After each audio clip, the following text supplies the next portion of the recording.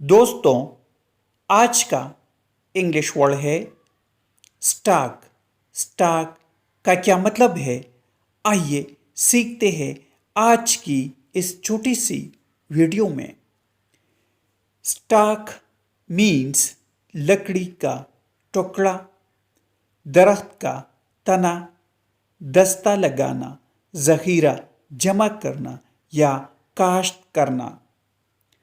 आइए इस वर्ड को सेंटेंसेस में इस्तेमाल करते हैं। The value of his stocks has soared. इसका मतलब है उसके स्टॉक की कदर बढ़ गई है। वैल्यू मीन्स कदर या कीमत।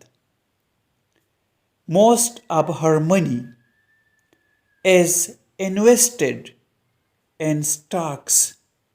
उसकी ज़्यादातर रकम स्टॉक में लगाई जाती है। व्यूअर्स, वीडियो को लाइक करें।